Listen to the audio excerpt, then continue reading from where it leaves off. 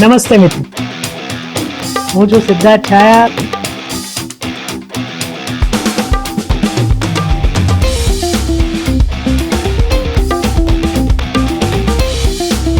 તો સ્વાગત છે તમારું સિટ ટોક્સમાં. નમસ્તે મિત્રો, અને પોડકાસ્ટ ડાયરીઝના આ ખાસ એપિસોડમાં તમારા બધાનું સ્વાગત છે. આપણે જાણીએ છીએ કે હમણાં પુલવામાના હુમલા પછી ભારતીય સેનાએ પરાક્રમ દેખાડીને ઓપરેશન સિંદૂર પાર પાડ્યું છે. હજી સુધી યુદ્ધ વિરામ થયો નથી, ઓપરેશન ચાલુ જ છે. પરંતુ આ ઓપરેશન શા માટે થયું, કેવી રીતના થયું, અને હવે એની અસરો ભારત પાકિસ્તાનના સંબંધો ઉપર અને આંતરરાષ્ટ્રીય સંબંધો ઉપર શું થવાની છે, આ બધી જ ચર્ચા આજે આપણે આ પોડકાસ્ટમાં કરવાના છીએ. અને આપણી સાથે આપણા મહેમાન છે જપનભાઈ પાઠક. નમસ્તે. નમસ્તે જપનભાઈ. સિદ્ધાર્થભાઈ ગુજરાતના વરિષ્ઠ પત્રકાર છે, ને જેમણે દેશ ગુજરાતનું નામ સાંભળ્યું હશે એ જપનભાઈના નામથી અજાણ નહીં જ હોય, એની મને ખાતરી છે. જપનભાઈ, કેમ છો? આનંદમાં એકદમ. સિદ્ધાર્થભાઈ, તમારું ખૂબ ખૂબ સ્વાગત છે. અને તમારી સાથે મેં 2-5 મહિના કામ કર્યું છે, અને મને ખબર છે કે તમે કયા પ્રકારનું જ્ઞાન પોલિટિક્સથી માંડીને આંતરરાષ્ટ્રીય મામલાઓમાં ધરાવો છો, અને એટલે જ મેં તમને અહીંયા બોલાવ્યા છે. તો આજે આપણે ફક્ત અને ફક્ત ઓપરેશન સિંદૂર વિશે વાત કરીશું. તમારી સાથે એક બીજો એપિસોડ પણ કરવાની તક મળે એના માટે આપણે ફરીથી ક્યારેક મળીશું, જે આપણા ગુજરાતના પત્રકારત્વ ઉપર ખાસ આધારિત હશે. તો આપણે શરૂ કરીએ. બિલકુલ. તો સૌથી બેઝિક સવાલ કે ઓપરેશન સિંદૂર કરવાની જરૂર આપણી સરકારને ને આપણી સેનાને કેમ પડી? તો સિદ્ધાર્થભાઈ, પહેલાં તો આપનો પણ આભાર. અહીં બોલાવ્યો 2017માં કદાચ આપણે સાથે કામ કર્યું હતું. It's long time. યસ. અને આપે જે કહ્યું આમંત્રણ આપતી વખતે કે ગુજરાતમાં આ વિષયની ચર્ચા ગુજરાતી પોડકાસ્ટમાં નથી થઈ, ગુજરાતી ભાષામાં નથી કરવી જોઈએ, એ ખૂબ ઉમદા વિચાર છે. એનું કારણ કહું ઉમદા વિચાર આપણા પ્રશ્નનો જવાબ આપતા પહેલાં, કે ગુજરાત એક એવું સરહદી રાજ્ય છે પાકિસ્તાનની સરહદે આવેલું, કે જેમાં જળની પણ સીમા છે, એટલે દરિયાઈ સીમા પણ છે, જે અન્ય રાજ્યોમાં નથી પાકિસ્તાનની સરહદે આવેલા. એટલે વી હેવ, આપણે પાસે એરની પણ સીમા છે, વાયુ સીમા પણ છે, જમીનની સીમા પણ છે, અને દરિયાઈ સીમા પણ છે. એટલે આપણા માટે આ ખૂબ જ મહત્વનો પ્રશ્ન છે. નેશનલ ઇન્ટરેસ્ટની કોઈ પણ વાત હોય, ભારત પાકિસ્તાન વચ્ચેના તણાવની વાત હોય, તો આ એક ઉપયુક્ત વિષય છે. અને એ વિચાર આપને આવ્યો એ બદલ આપને અભિનંદન. Thank you.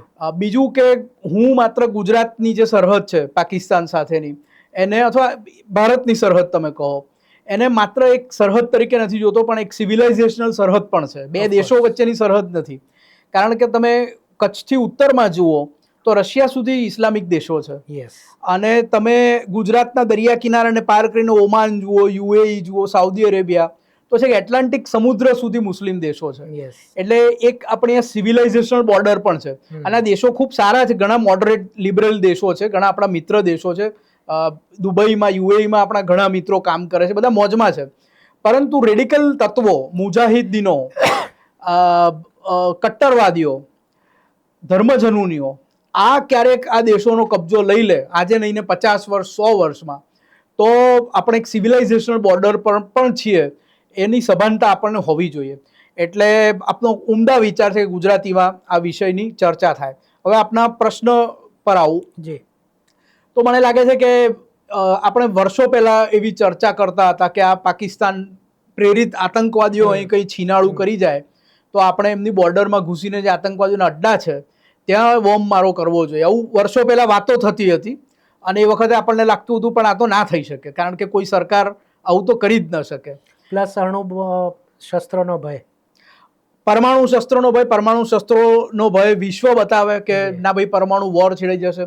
અને એક્ઝેક્ટલી તમે જુઓ તો 26/11નો જે આતંકવાદી મુંબઈમાં હુમલો થયો પછી મનમોહનસિંહ સરકારે કોઈ પાકિસ્તાન સામે કડક પગલાં લીધા નહીં, કોઈ લશ્કરી પગલાં લીધા નહીં, કોઈ આ પ્રકારના પગલાં લીધા નહીં. ને એ વખતે એવો વિચાર પણ નહોતો આવતો કે કોઈ સરકાર આવું કરી શકે. It was normal. જેમાં જે ન્યૂ નોર્મલની વાત કરે છે ને નરેન્દ્રભાઈ, એ વખતે નોર્મલ વોઝ ધીસ કે આતંકવાદી હુમલો ગમે તે થાય પણ સીમા પાર કોઈ એક્શન લેવાય જ નહીં. ભાઈ, સીમા તો ઓળંગાતી હશે. ઇવન તમે જો કારગિલમાં પણ આપણે એક પેલી આપણી જે ગાંધીવાદની ને આદર્શવાદની જે અસર છે આપણામાં, એટલે આપણે કે આપણે એલઓસી અમે નથી ઓળંગી, આપણે એક આદર્શ ઉદાહરણ આપણું આપતા હતા કે અમે બધું કર્યું પણ અમે એલઓસી ઓળંગ્યા વગર કર્યું, એલઓસી નથી ઓળંગવાના, એલઓસી નથી ઓળંગવાના. એટલે આપણે એક પ્રકારનું આવું વલણ રાખેલું. પરંતુ આ નરેન્દ્રભાઈની સરકાર આવી અને એણે એક નીતિ બનાવી, અને માત્ર નીતિ નહીં પણ એનો અમલ કર્યો કે ઉરી પર હુમલો થયો હોય કે પુલવામા વાળો હુમલો થયો હોય કે હવે આ થયું હોય, તો સરહદ પાર કરવી, એલઓસી પાર કરવી અને ત્યાં જઈને આતંકવાદીઓના અડ્ડા પર હુમલો કરવો. હવે જે આપનો પ્રશ્ન છે એના જવાબમાં એ પણ આવે કે પુલવામા પછીનો આ સૌથી મોટો હુમલો હતો માનવ મૃત્યુની દ્રષ્ટિએ, જે મૃત્યુ આંક છે એની દ્રષ્ટિએ. પરંતુ તમે જુઓ તો પુલવામાનો હુમલો એ આપણી સેનાના જવાનો પર હુમલો હતો, ઉરીનો હુમલો પણ સેનાના જવાનો પર હુમલો હતો. કદાચ તમે પાર્લામેન્ટ એટેક જુઓ તો પાર્લામેન્ટ એટેક એ આપણા દેશની સરકાર એસ્ટાબ્લિશમેન્ટ સામેનો ને ટાર્ગેટ કરવાનો આતંકવાદી મનસૂબો હતો. પરંતુ આ જે હુમલો છે, પહેલગામનો હુમલો, એનું તમે કોઈ સરખાપણું તુલનાત્મક રીતે જોવા જાવ તો મુંબઈ પર જે ટેરર એટેક થયેલો 26/11નો, એની સાથે આને તમે કમ્પેર કરી શકો. કારણ કે સિવિલિયન્સને મુંબઈ હુમલામાં મારવામાં આવ્યા હતા, ટાર્ગેટ કરવામાં આવ્યા હતા, અને 160 ઉપરાંત સિવિલિયન્સ મુંબઈના આતંકવાદી હુમલામાં માર્યા ગયા હતા. તો ત્યાર પછી મુંબઈ હુમલા પછી સિવિલિયન્સને ટાર્ગેટ કરવામાં આવ્યા હોય એવો આ સૌથી મોટો હુમલો હતો. 26 લોકોના મૃત્યુ થયા. પરંતુ સિવિલિયન સામેનો આ મુંબઈના હુમલા પછીનો સૌથી મોટો હુમલો હતો કે જેમાં જે મેં કીધું કે સિવિલાઇઝેશનલ સરહદ અને સિવિલાઇઝેશનલ ઇસ્યુ, કે જેમાં તમને ટાર્ગેટ માત્ર એટલા માટે કરવામાં આવે છે, તમારો બીજો કોઈ વાંક ગુનો નથી, પરંતુ તમે કોઈ પર્ટિક્યુલર ફેથમાં નથી માનતા એટલે પૂછીને તમને મારવામાં આવે છે. તો એ પ્રકારનો આ એક હુમલો હતો. બાળકોની સામે એમના પિતાને મારી નાખવામાં આવ્યા, મહિલાઓની સામે એમના પતિને મારી નાખવામાં આવ્યા, અને એક સ્ત્રીએ તો એમ પણ કહ્યું કે મને પણ મારી નાખો, હવે મારા પતિને મારી નાખે, હવે મારે શું કરવાનું જીવીને? તો કહ્યું તમે મોદીને જઈને કહો. એટલે આ એક નૃશંસ પ્રકારનો હુમલો હતો જેની ભત્સણા માટે શબ્દો ઓછા પડે, જેના કોઈ પેરેલલ્સ આપણને ના મળે. અને મને લાગે છે કે જ્યારે આવો હુમલો થાય અને જ્યારે નરેન્દ્ર મોદીની સરકાર હોય ત્યારે લોકોની અપેક્ષા પણ ખૂબ વધી જાય, કારણ કે ઉરી અને પુલવામામાં છે, આપણી પાસે ઇતિહાસ છે, ટ્રેક રેકોર્ડ છે કે આ સરકાર આ કરી શકે છે. ધીસ ઇઝ નોટ કે મનમોહન સિંહની સરકાર 26/11 વખતે મને લાગે છે આપણા દેશના લોકો બહુ આશા પણ નહીં રાખતા હોય. એરફોર્સ રેડી હતું, તમે જુઓ એમાં એરફોર્સ રેડી હતું. તમે ઇવન તમે વાજપેયી સરકારમાં પાર્લામેન્ટ પરનો હુમલો જુઓ તો આખી સેનાનું મોબિલાઇઝેશન કરેલું સરહદ પર, અને વાજપેયી બોલ્યા હતા પણ ખરા કે આર પાર કી લડાઈ હોગી. પરંતુ અને કડી નિંદા, જેની કડી નિંદાની જ નિંદા થાય છે. હવે જ્યારે કોઈ આતંકવાદી હુમલો થાય ને કોઈ નેતા કે કડી નિંદા, કડી ભત્સણા કરતા હોય ત્યારે સોશિયલ મીડિયા પર લોકો એની ફિરકી ઉતારે છે કે જે કરવાનું છે એક્શનમાં કરો. તો ઇવન વાજપેયીજીના સમયે મને યાદ છે કે જબરજસ્ત મોબિલાઇઝેશન થયું હતું.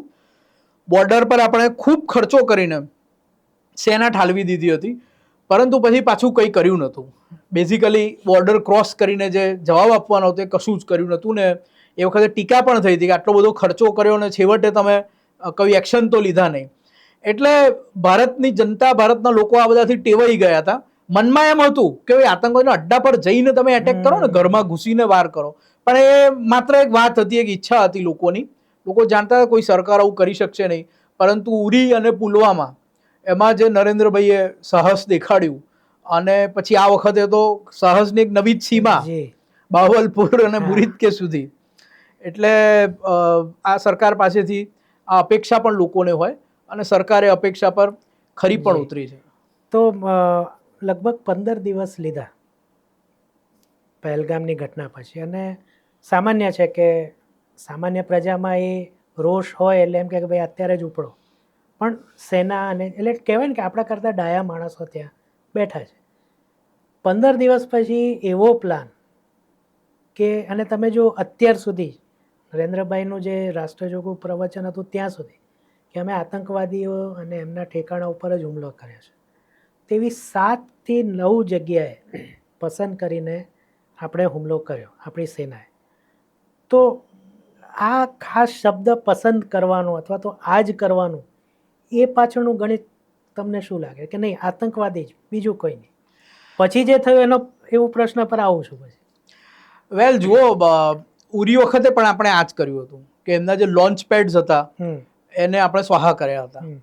અને ઇવન પુલવામા વખતે પણ આ જ કર્યું. એટલે નરેન્દ્ર મોદી સરકારની આ નીતિ તો જાણીતી છે અને કન્સિસ્ટન્ટ છે.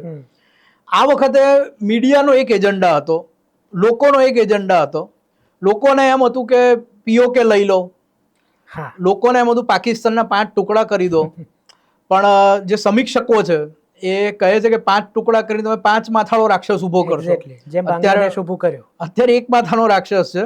તમે 5 માથાનો રાક્ષસ એટલે 5 જણ જોડે ડીલ કરવું પડે પછી, અને એમાં એક સતત લડતું હોય આપણી સાથે. એટલે લોકોના મનમાં એમ હતું કે 5 ટુકડા કરી નાખો, લોકોના મનમાં એમ હતું બલુચિસ્તાનને અલગ કરી દો, લોકોના મનમાં એમ હતું કે પીઓકે લઈ લો.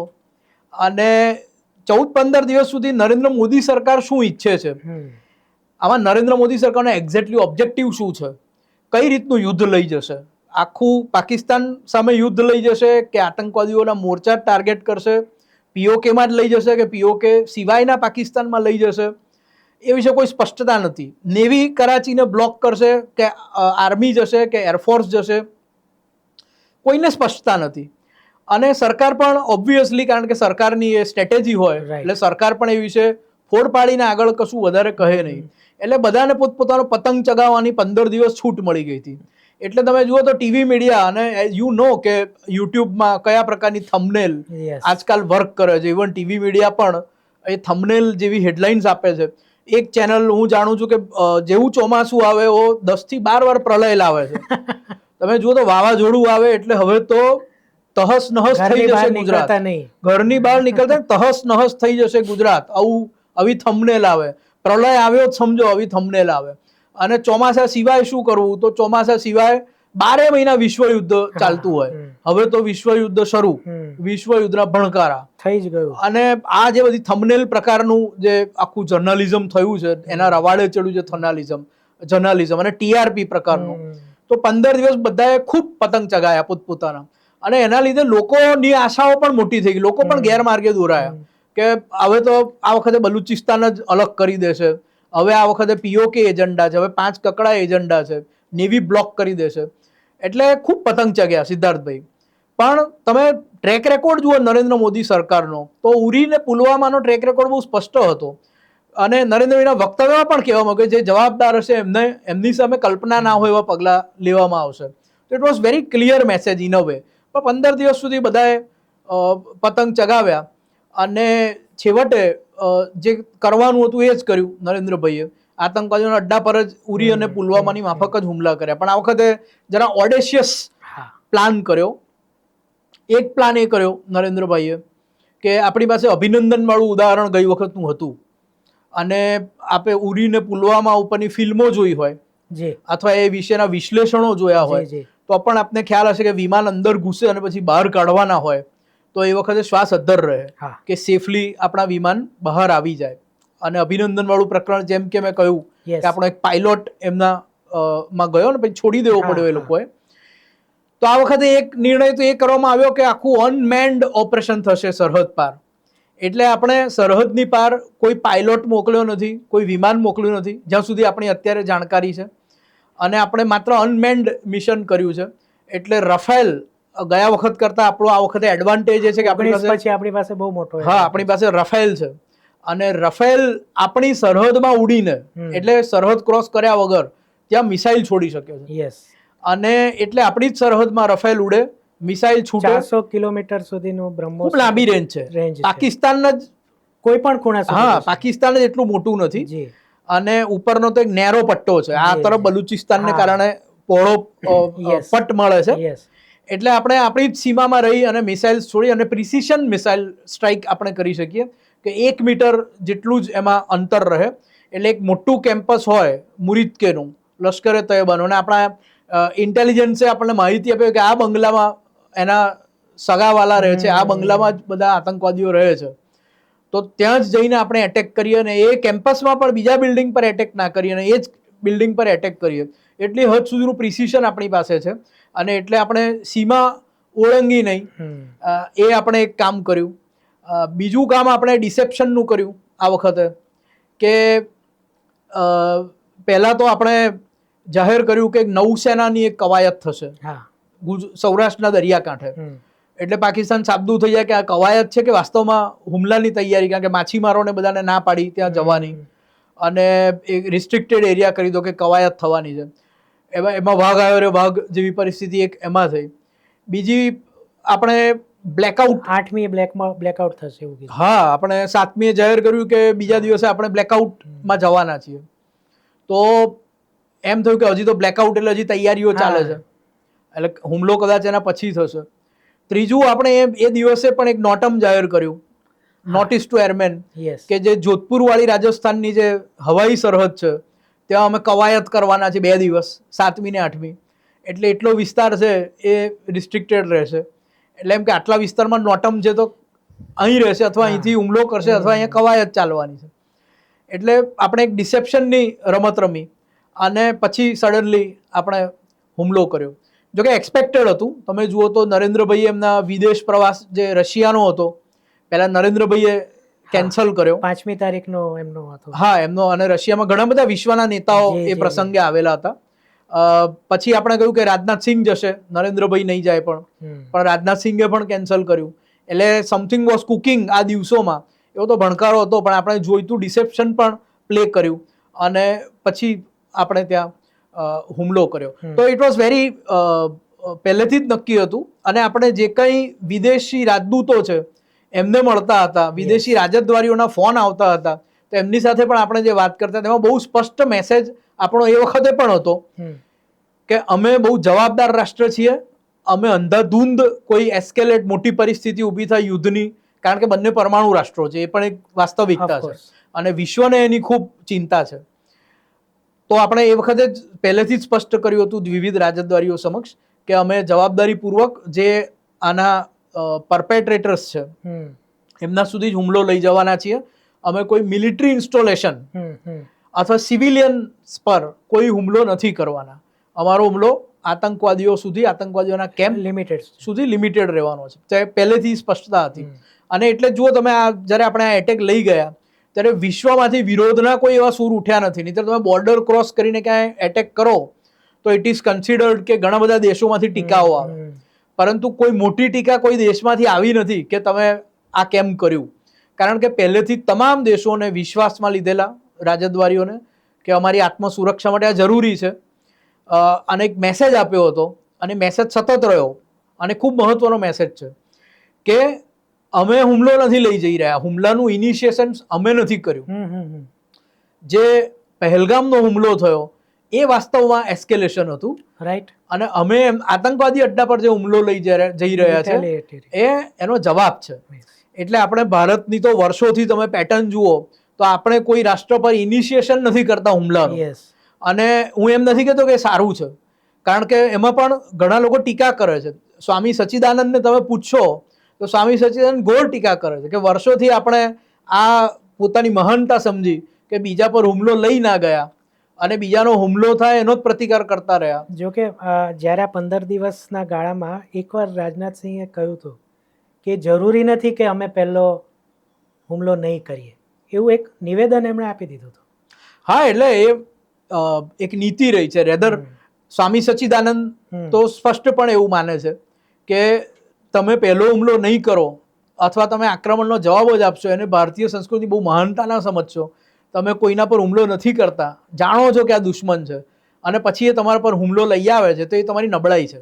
રાઈટ. અને રેધર પુલવામા, ઉરી અથવા પહેલગામ થયું પછી આપણે આતંકવાદી અડ્ડાઓ ઉપર હુમલો લઈ જઈએ છીએ, પરંતુ આપણે તો જાણતા જ હતા કે આ બધા આતંકવાદીઓના અડ્ડા છે. રાઈટ. તો આવા કોઈ હુમલાની રાહ જોયા વગર જ નિયમિતપણે એનો સફાયો કરવો જોઈએ.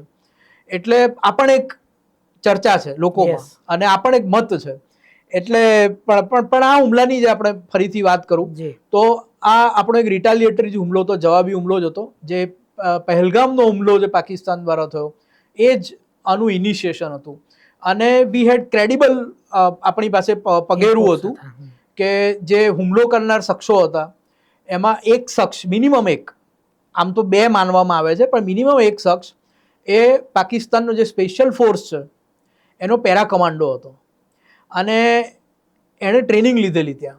અને ટાઈમ્સ ઓફ ઇન્ડિયાનો ભારતી જૈન ખૂબ ક્રેડિબલ પત્રકાર છે અને અનુભવીને હોમ મિનિસ્ટ્રીના ખૂબ સારા સંપર્કો છે. એમણે એમના આર્ટિકલમાં લખ્યું છે ટાઈમ્સ ઓફ ઇન્ડિયાએ કે પાકિસ્તાન આર્મીએ શક્ય છે કે લોન કર્યા હતા આ લોકોને, આતંકવાદી ગ્રુપને, જે TRF છે, રેઝિસ્ટન્ટ ફોર્સ, જે લશ્કરે તૈયબાનું બગલ બચ્ચું છે, જે પહેલગામ હુમલાની જેણે જવાબદારી લીધી, પછી ના પાડી, ડરી ગયા. પરંતુ TRF જે છે, બગલ બચ્ચું, લશ્કરે તૈયબાનું નાનું સંગઠન છે, પરંતુ આપણી જાણકારીમાં હતું, આપણે UN-માં પણ લઈ ગયા હતા, અને ત્યારે સ્પીચમાંથી TRF ને કાઢવા માટે UN-માં પાકિસ્તાને દમ પછાડા કર્યા હતા. એટલે પાકિસ્તાન માટે આ એસેટ એમની કેટલી મહત્વની છે એ પણ સાબિત થાય છે. પણ એનીવેઝ, TRF નો જે આતંકવાદી હતો જેણે આ હુમલો કર્યો, એ પાકિસ્તાનની આર્મીએ લશ્કરે તૈયબાને લોન કર્યો હતો એવા પણ અહેવાલ છે. બીજા જે અહેવાલ આવ્યા કે ચાઇનીઝ એ લોકો એન્ક્રિપ્ટેડ ફોન વાપરતા હતા, તો એ સગવડ પણ ચાઇનાએ પાકિસ્તાનની લશ્કરને કરી આપી છે, પાકિસ્તાનની આર્મીને કરી આપી છે. બીજું, તમે આ મુલ્લા મુનીર, જે એનો લશ્કરી વડો છે, એનું વક્તવ્ય જાણીતું છે, કાશ્મીર ઇઝ અવર જુગ્યુલર વેઇન, અને ભારત પાકિસ્તાન બંને બે ધર્મો એક સાથે રહી ન શકે.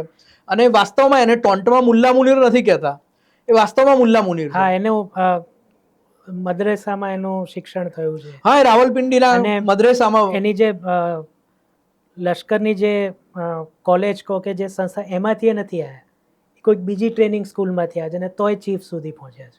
હા, એમને કુરાન કંઠસ્થ છે. અને જ્યારે કંઈ ભાષણ કરે એમાં કોઈ પણ આયાતને ટાંકીને વાત કરે. બિલકુલ. અને જ્યારે એમના સેનાના જવાનોને મોટિવેટ કરવા માટે ભાષણ આપે, એની ક્લિપ પણ આવી છે, જો કે ક્લિપ આ વખતની નથી, 1-2 વર્ષ જૂની ક્લિપ છે, પણ એમના સેનાના જવાનોને મોટિવેટ કરવા પણ કુરાન ના વર્સિસ બોલે છે, અને એકદમ ફ્લુએન્ટલી બોલે છે. અને એમના પિતા પણ ઇમામ હતા, અને રાવલપિંડીની મદ્રેસામાં ભણેલા છે મુલ્લા મુનીર. એટલે રેડિકલ છે. અને મુલ્લા મુનીરે જ્યારે આ હુમલો કર્યો તેનું ટાઈમિંગ પણ તમે જુઓ કે કાશ્મીરનો જે ગ્રોથ રેટ છે 7.8 છે, જે ભારતના એવરેજ ગ્રોથ રેટ કરતાં વધારે છે. કાશ્મીરમાં પ્રવાસન વિક્રમી સ્તરે પહોંચ્યું. આપણે ત્યાંથી પણ, તમારા પણ ઘણા સગા સંબંધી મિત્રો કોઈ ને કોઈ કાશ્મીર પાછલા 2 વર્ષમાં ગયું હશે. બધી ટૂરો ફૂલ જતી હતી, એવરીથિંગ વોઝ ઓવરબુક. ફ્લાઇટ્સના ભાવ તમે જુઓ, અને ઉનાળાનું વેકેશન એટલે એની પીક સિઝન કાશ્મીરના ટુરિઝમની થાય. કાશ્મીરની ઇકોનોમી ઊંચી જઈ રહી હતી, જેમ કે મેં કીધું 7.8% ગ્રોથ રેટ, અને એના લીધે કાશ્મીરમાં રિક્રુટમેન્ટ આતંકવાદીઓની ઓછી થઈ ગઈ હતી. તો આ પણ એક પ્રશ્ન હતો.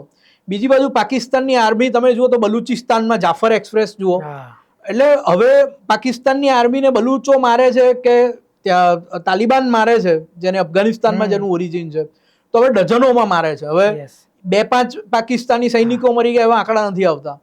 તો બલુચિસ્તાન ઉપર અફઘાનિસ્તાનમાંથી જે તાલિબાન આવે છે, એ લોકો જે હુમલો કરે આર્મી પર, તો એમાં જે લોકો મરી જાય, એના લીધે પાકિસ્તાની આર્મીની ક્રેડિબિલિટી, જે શાન હતી, ન્યુમેરો ઉનો, અમે છીએ તો પાકિસ્તાનને બચાવીએ છીએ, અમે તમારા રક્ષક છીએ. ભાઈ, તમે પોતે જ પોતાની રક્ષા નથી કરી શકતા. અને ત્રીજું કે ત્યાં ઇમરાન ખાનનું જવું, એમાં આર્મીનો જે રોલ જોવામાં આવ્યો, અને તમને એ વખતના વિડીયો પણ જોયા છે, આર્મીના ભવ્ય ઘરોમાં જઈને લોકોએ તોડફોડ કરી, આર્મી મેનોને મારવા લીધા, આર્મી મેનોના ઠેકાણા પર હુમલા થવા માંડ્યા, પાકિસ્તાની જનતાએ હુમલા કર્યા. તો ઇમરાન ખાનનો એક ખૂબ મોટો સમર્થક વર્ગ છે. તો આ વર્ગમાં પણ ખૂબ અલોકપ્રિયતા છે. તો મુલ્લા મુનીરે આવા સમયે આ પહેલગામ નું આખું કાવતરું ઘડ્યું હોય એવું સ્પષ્ટપણે માનવામાં આવે છે. અને દેર આર મેની ફીડબેક્સ. ઘણા બધા જે એક્સપર્ટ્સ છે એમણે જોયું પણ છે કે આ કાશ્મીરી આતંકવાદીઓને ત્યાં આર્મીની એક સ્કૂલ છે, એમાં ટ્રેનિંગ પણ આપવામાં આવે છે. તો બિલકુલ આ પાકિસ્તાન પ્રેરિત અને પાકિસ્તાન દ્વારા થયું. નહીતર થાય શું સિદ્ધાર્થભાઈ, કે નરેન્દ્ર મોદી સરકારની આવી નીતિ હોય કે ઉરી થાય, પુલવામા થાય કે પહેલગામ થાય તો અમે પાકિસ્તાન પર એટેક લઈ જઈશું, તો કોઈ થર્ડ કન્ટ્રી પણ આનો લાભ ઉઠાવી શકે કે 25-30 જણનું એક હત્યા આતંકવાદી રીતે થાય અને પછી આતંકવાદીઓ ગુમ થઈ જાય. પ્રયોજન કોઈ થર્ડ કન્ટ્રીએ કર્યું હોય, કારણ કે એણે ભારત પાકિસ્તાનને લડતા કરી દેવા હોય, ચાહે શસ્ત્રોના સોદાગરો હોય, ચાહે ભારતને ડિસ્ટેબલ કરવાની ઈચ્છાવાળા લોકો હોય, ઘણા દેશો એ પ્રમાણેના અને ઘણા તત્વો એવા હોય. પરંતુ આપણી પાસે ક્રેડિબલ એવિડન્સીસ આના પગેરું નીકળ્યું કે ધીસ ઇઝ પાકિસ્તાન, Yes. આની પાછળ પાકિસ્તાનનું એસ્ટાબ્લિશમેન્ટ છે હમ. અને એટલા માટે આ આતંકવાદી અડ્ડાઓ ઉપર આપણે હુમલો લઈ ગયા. આપણે એક લાઈન લીધેલી હતી કે આતંકવાદીઓ ઉપર જ હુમલો કરવો. તો બીજા દિવસથી એટલે 7મી પછી 8મી 9મી 10મી સુધી આપણે પાકિસ્તાનના 11થી 12 મોટા અને જે કહેવાય કે પાકિસ્તાનની એરફોર્સનું નાક છે એવા એરબેઝોને વ્યવસ્થિત નુકસાન પહોંચાડ્યું. તો શું એ પેલા જે રોજ રાતના ડ્રોન આવતા હતા છેક લેહથી માંડીને ભુજ સુધી નળિયા સુધી એનો પ્રતિકાર રૂપે, કારણ કે એ તો સ્વાભાવિક હતું કે ભાઈ પાકિસ્તાની સેના જ કરી રહી છે, કે પછી આ પહેલેથી નક્કી હતું કે પહેલાં આ પતાવીએ એન્ડ ધેન નેક્સ્ટ આ, એટલે પાકિસ્તાન અમુક વર્ષો સુધી ભાન ભૂલી જાય? જો સિદ્ધાર્થભાઈ, ઓરિજિનલ પ્લાન અને એની સાથે પછી એમાં ચેસિંગ હોય. આ ચેસિંગ શબ્દ હું વાપરું છું, જી. કે કોઈ ડિક્શનરીમાં ક્યાંય નથી, હા હા. પણ ચેસિંગ ઇઝ લાઈક કે હું એક ચાલ ચલીશ તો સામે શું ચાલ આવશે અને એના પછી હું કઈ ચાલ રમીશ ને સામેથી બીજી ચાલ શું આવશે. તો 15-17 સ્ટેપ્સ તો નક્કી જ હોય પહેલેથી કે જો આ થશે તો આ કરીશું, આ થશે તો આ કરીશું. પણ પ્રાઇમા ફેસી ભારતનો ઇન્ટેન્શન એ નહોતો કે આ લેવલ સુધી જવું. સ્પષ્ટ હતું કે આપણે માત્ર આટલું જ કરવું છે, આતંકવાદી અડ્ડા પર હુમલો લઈ જવો છે. અને એમાં એક ફિદાઈનો તૈયાર કરવાવાળો અડ્ડો કોટલીનો, એમાં લશ્કરે તૈયબાનું હેડક્વાર્ટર્સ, એમાં જૈશનું હેડક્વાર્ટર્સ બહાવલપુર અને મુરીદકે, અને પાકિસ્તાની પંજાબમાં આવે છે. અને પાકિસ્તાની પંજાબ જ બધી જ આ બબાલનું બધી બલાનું જડ છે. ઓફકોર્સ. સિંધ, બલુચિસ્તાન, ના, એની સેના જ 80-90% પાકિસ્તાની એ જ, અને પાકિસ્તાનના પંજાબીઓથી ભરેલી છે. વિવિધ પ્રાંતના લોકો પણ પરેશાન છે આ પંજાબીઓના ડોમિનેશનથી. તો આપણો ઓરિજિનલ પ્લાન એ જ હતો કે પંજાબ પાકિસ્તાનમાં જે આના અડ્ડાઓ છે ત્યાં સુધી જવું, અને બાવલપુર સુધી ગયા, જેમાં જી. પાકિસ્તાની સેનાને બહુ ગરુર હતું કે કોઈ ચકલું અહીંયા ના ફરકી શકે, અને ત્યાં આપણે જઈને પ્રિસિશન એટેક કર્યો. કોટલીમાં મેં કીધું ફિદાઈન તૈયાર કરવાની ફેક્ટરી હતી, ક્યાંક જંગલ વોરફેરમાં લોકોને મોકલવાની તૈયારી, ટ્રેનિંગ આપવાની ફેક્ટરી હતી. અને મુરીદકેની તો જે ફેસિલિટી છે તો ખૂબ મોટી છે. તમે એનો એરિયા જુઓ, એનું આખું ઇન્ફ્રાસ્ટ્રક્ચર જુઓ. ચાલે છે તો એ સરકારની કોઈ ઇન્સ્ટિટ્યૂટ હોય એ રીતે ચાલે છે, બધા બોર્ડ જેવા લગાવેલા છે, પરંતુ એકચ્યુઅલી અંદર આ આતંકવાદના અડ્ડા ચાલે છે. તો આપણો પ્લાન આ જ હતો કે આપણે આટલે સુધી જ જવું છે, but at the same time આપણને ખબર હતી કે આંતરરાષ્ટ્રીય પ્રેશર હોવા છતાં, અને આપણે રાજદ્વારીઓને પણ કહ્યું હતું, જે લોકો આવે, ભારત આવે ને પછી પાકિસ્તાન સાથે પણ વાત કરતા હોય, કે અમારો પ્લાન આટલો જ છે કે અમે આતંકવાદી અડ્ડાઓ પર હુમલો કરીશું ને દેટ્સ ઇટ. પરંતુ જો પાકિસ્તાન એસ્કેલેટ કરે તો પછી અમે આને કોઈ પણ ઊંચાઈ સુધી લઈ જવા તૈયાર છે આ યુદ્ધને. એટલે વી આર ઓલ પ્રિપેર્ડ. સહેજ રોકું, તમે ઘણી ચર્ચાઓ જોઈ હશે આ 5-6 દિવસમાં. એમાં એક શબ્દ કે એક ટર્મિનોલોજી વારંવાર આવતી હતી કે એસ્કેલેશન લેડર. સીડી હોય ને, તમે કેટલા સ્ટેપ ઉપર જઈ શકો છો એના પર આખો આધાર હતો. એ જપનભાઈ અત્યારે વાત કરી. હા, એટલે અમે આતંકવાદી અડ્ડા પર હુમલો કરીને પૂરું કરીશું. અમે મિલિટરી કે સિવિલિયન પર હુમલો નહીં કરીએ, પરંતુ જો પછી તમે એના જવાબી કાર્યવાહીમાં સીમા ઓળંગશો, તમારી સીમા ઓળંગશો, કારણ કે અમે તો આતંકવાદીઓનો જ સફાયો કર્યો છે, અમારો મનસૂબો એટલો જ છે, પરંતુ પછી તમે પ્રજા પર કે અમારા મિલિટરી ઇન્સ્ટોલેશન પર હુમલો લઈ જશો, કારણ કે આપણે ત્યાં તો આતંકવાદી અડ્ડા છે જ નહીં કે જેના પર એ હુમલો કરીને એમ કહી શકે પાકિસ્તાન કે અમે પણ જવાબમાં આતંકવાદી અડ્ડા પર જ હુમલા કર્યા છે. આપણે ભાઈ છે જ નહીં ટ્રેનિંગ સેન્ટર બાવલપુર, મુરીદ કે વી ડોન્ટ હેવ. એટલે તમે જો જવાબમાં અમારા મિલિટરી ઇન્સ્ટોલેશન કે સિવિલિયન્સ પર હુમલો લઈ જશો, તો પછી અમારી જવાબી કાર્યવાહીમાં અમે તમારા પણ મિલિટરી ઇન્સ્ટોલેશન પર હુમલો લઈ જઈશું. સો દેટ વોઝ આપણી સેકન્ડ લેડરમાં સેકન્ડ સ્ટેપ હતું કે પછી અમે મિલિટરી ઇન્સ્ટોલેશન્સ પર જઈશું જો તમે સામે કંઈ કરશો તો. તો જે કંઈ વિશ્વના લોકો ચિંતા કરતા હતા, આપણે રાજદ્વારીઓને સાધ્યા ત્યારે, કે તમે આ યુદ્ધ કરશો અને એસ્કેલેટ થશે તો પરમાણુ યુદ્ધ છેડાઈ જશે, અને એના માટે તો વિશ્વ બિલકુલ તૈયાર નથી. તો આપણે જવાબમાં એ જ કહેતા હતા કે પાકિસ્તાનને તમે આટલો મેસેજ આપી દો કે અમે આટલું જ કરીને પૂરું કરવાનું માંગીએ છીએ, એસ્કેલેશન ના કરે. જો એ એસ્કેલેશન કરશે તો પછી અમારી કોઈ સીમા નથી પછી આગળ. So that was hour prima facie message. હવે તમે કહ્યું કે પછી આ એરબેઝ પર હુમલા કેમ થયા, તો આપણે 7મીએ સવારે, આઈ થિંક 6મીની રાત અને 7મીની સવારે, 7મીની સવારે આ હુમલા થયા, આપણે કર્યા. અને પછી 7મીએ એ લોકોએ શેલિંગ ચાલુ કર્યું. એ લોકોએ શેલિંગ ચાલુ કર્યું. આપણા સીમાવર્તી પુંચ વગેરે વિસ્તાર, વિશેષ કરીને પુંચ, યસ, અને એ સિવિલિયન્સ પર શેલિંગ કર્યું Exactly. આપણે, અને 16 વ્યક્તિ મરી ગયા અને 50 થી 100 વચ્ચે લોકો ઘાયલ થયા. લોકોને નુકસાન પણ ખૂબ થયું, આર્થિક નુકસાન પણ ખૂબ થયું, અને એમાં ગુરુદ્વારા પર પણ હુમલો થયો અને એમાં Yes. શીખો પણ મરી ગયા. યસ, 3 શીખો આઈ થિંક મરી ગયા. ચર્ચ પર પણ ત્યાં હુમલો થયો, મંદિર પર પણ તો હુમલો થયો, સિવિલિયન્સ પર બેઝિકલી હુમલો હતો. આ સાથે સાથે એમણે આપણા મિલિટરી ઇન્સ્ટોલેશન્સ પર પણ હુમલો કરવાનો પ્રયત્ન કર્યો મિસાઇલ્સ દ્વારા. એટલે તમે જુઓ તો 7મીએ આ ચાલ્યું, આખો દિવસ ચાલ્યું, પણ આપણે કંઈ કર્યું નહોતું 7મીએ. એમાં ડ્રોન નહોતા, 7મીની સાંજે ડ્રોન નહોતા. ઓકે, 8મીની સવારે આપણે આપણા જે હરોપ ડ્રોન છે, ઇઝરાયલના, એને લઈ ગયા, અને ઇન્ડિયામાં પણ બને છે કોલાબોરેશનમાં. હરોપ ડ્રોન વિશે જ આખો એપિસોડ થાય એટલું એ રસપ્રદ છે, પણ હું એમાં આગળ નથી વધતો આપણા શસ્ત્રોની સ્પેસિફિક્સમાં. પરંતુ આપણે એમનું જે લાહોરનું જે એર ડિફેન્સ સિસ્ટમ જે લાહોરની, એ આપણે નશ્યત કરી. રાડાર અને એર ડિફેન્સ સિસ્ટમ એના પર પહેલો હુમલો હોય જ્યારે મિલિટરી ઇન્સ્ટોલેશન્સ પર હુમલો લઈ જવાનો હોય ત્યારે, કારણ કે એમાં માણસો હતાહત ના થાય અને એમાં આપણને એક પેસેજ મળે. એમનું જેવું એર ડિફેન્સ સિસ્ટમ ને રાડાર ખતમ થાય એટલે ગેપ થઈ જાય. હા, વી ગેટ અ ગેપ, અને આપણે સરળતાથી ત્યાં હુમલો લઈ જઈ શકીએ. તો આપણે લાહોરનું એ ખતમ કર્યું. એમણે તો આપણા કચ્છથી માંડીને કાશ્મીર સુધી યસ, એ લોકોએ તો હુમલો કરવાનો પ્રયત્ન કર્યો હતો, પણ આપણે અહીં લઈ ગયા. એટલે આપણું બીજા દિવસે પણ ઓફેન્સિવ માત્ર આટલું જ હતું કે આપણે એમના રાડાર અને એર ડિફેન્સ સિસ્ટમ્સ નશ્યત કરવાનો ટ્રાય કર્યો, ને લાહોરમાં એમાં સફળતા મળી. બીજા દિવસે 8મીની સાંજે આ લોકોએ ડ્રોન સ્વામ મોકલવાના ચાલુ કર્યા તુર્કીના, અને ડ્રોન સ્વામ એકદમ આપણા માટે નવી વસ્તુ છે વોરફેરમાં, પરંતુ આ અઝરબૈજાન અને આર્મેનિયા વચ્ચેના યુદ્ધમાં ડ્રોન સ્વામ થયા છે. તુર્કીના ડ્રોન સ્વામ, ઈરાનને પણ ઇઝરાયલ ઉપર મોકલ્યા હતા, કે હમાસ વાળા પણ આ જ રીતના કે એક સાથે 500-700 મોકલે, એક બે તો પડશે જ એમ. યસ, જો તમારી એર ડિફેન્સ સિસ્ટમ નબળી હોય તો. અને એ લોકોએ આપણી એર ડિફેન્સ સિસ્ટમને અંડર એસ્ટિમેટ જ કરી હતી. અને ઇવન મને પણ આ જ્યારે યુદ્ધની તૈયારીઓ થતી હતી ત્યારે અમારા વોટ્સએપ ગ્રુપમાં મારી ચિંતા આ જ હતી. અમારા થોડા બુદ્ધિશાળી મનાતા લોકોની એક વોટ્સએપ ગ્રુપ છે, આઈ થિંક આપ પણ હતા એમાં એક સમય. હા, હવે પાછો આવી જઈશ. વેલકમ. તો એમાં મારી ચિંતા આ જ હતી કે આ શાહીન, ગોરી, ગઝનવી, આ બધા એમના મિસાઇલ્સ છે, એને રોકવાની એર ડિફેન્સ, કારણ કે કોઈ એર ડિફેન્સ સિસ્ટમ ફૂલ પ્રૂફ નથી હોતી. એમાં ક્યાંક ગેપ રહી જતો હોય છે ને એકાદ મિસાઇલ આવી જતું હોય છે. તો I was all કન્સર્ન્ડ about this only. મને પણ અહેસાસ નહોતો કે આપણી એર ડિફેન્સ સિસ્ટમ આટલી જબરજસ્ત છે. 99 થી 100% રિઝલ્ટ મળ્યું છે. This is unprecedented. અને આની તો ખરીદીનું બજાર નીકળવાનું, તમે જોજો.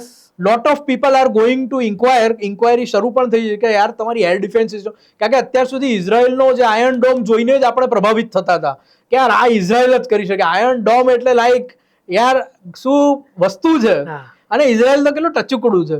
બટ આટલી મોટી સીમા, અને એમાં આપણે સિરક્રિકથી માંડી, નલિયાથી માંડીને કાશ્મીર સુધી 99 થી 100% મિસાઇલ્સ અને પ્રોજેક્ટાઇલ્સ અને ડ્રોન્સ અને યુએવીઝ, એની સામે આપણે એર ડિફેન્સ કર્યો અને આપણા તમામ ઇન્સ્ટોલેશન્સને બચાવ્યા. This is something unprecedented. આ તો આપણા સાયન્સ, આપણા મેથેમેટિક્સ, આપણા ઈસરો, આપણું ભારત ઇલેક્ટ્રોનિક્સ, આઈ બિલીવ કે તમે સેટેલાઇટ બાજુથી નીકળો ને જમણી બાજુ ભાવનિર્જરનું મંદિર આવે, કે આપણો શિવાનંદ આશ્રમ આવે, અને આપણે આમ ભાવ વ્યક્ત કરીએ, આ બાજુ પણ ઈસરો તરફ પણ કરવું જોઈએ, જ્યાં વૈજ્ઞાનિકો, બધા મેથેમેટિશિયન્સ, આ બધા સાયન્ટિસ્ટો બેઠા છે. હું તો ન્યૂઝમાંથી ગેધર કરું છું કે એ તોડવા માટે પણ જે આપણે શસ્ત્રો વાપર્યા ને, એ કોઈ મોંઘા શસ્ત્રો નહોતા વાપર્યા. એટલે એ પણ એક વાત છે કે એ પણ સ્માર્ટનેસ આપણામાં છે.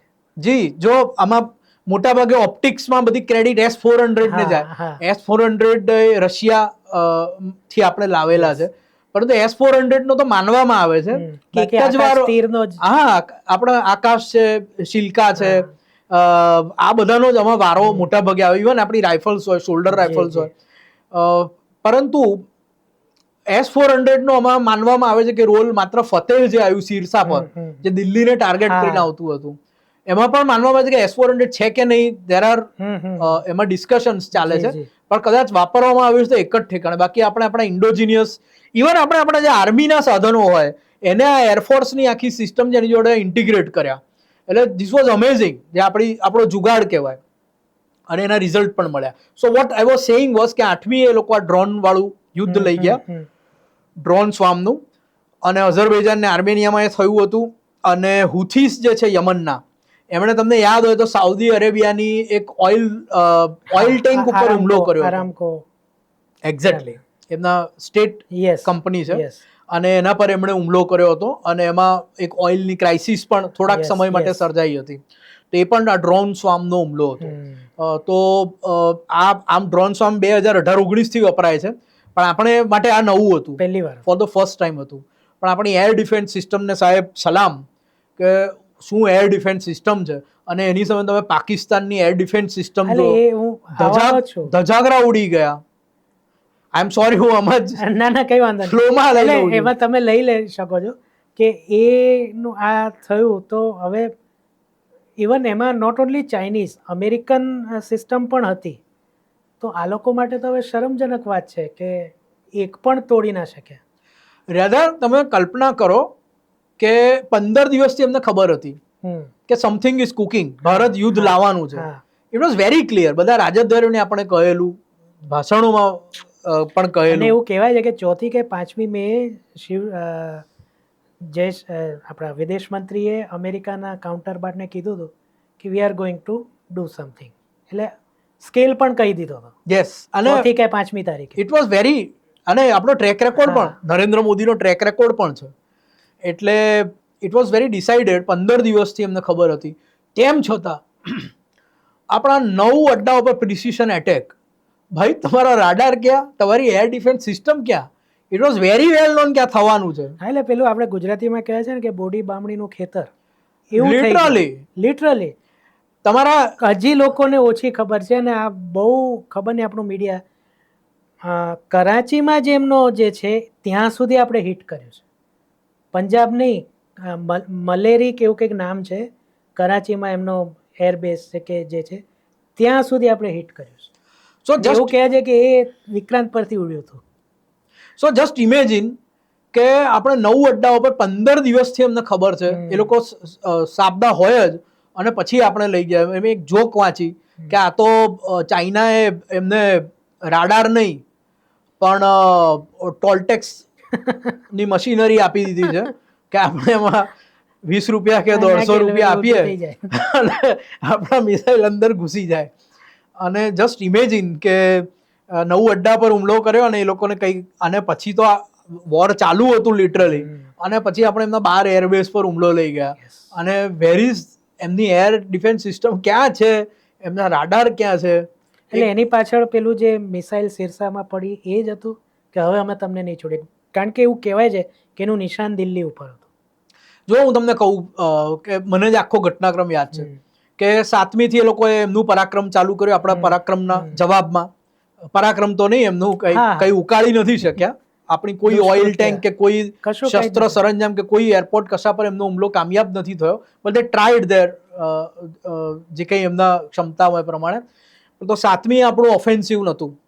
8મી આપણું ઓફેન્સિવ માત્ર એટલું હતું જે આપણે ડિક્લેર કર્યા ઓફેન્સિવ, કે આપણે લાહોરની એમની એર ડિફેન્સ સિસ્ટમ કે રાડાર છે ખતમ કર્યું.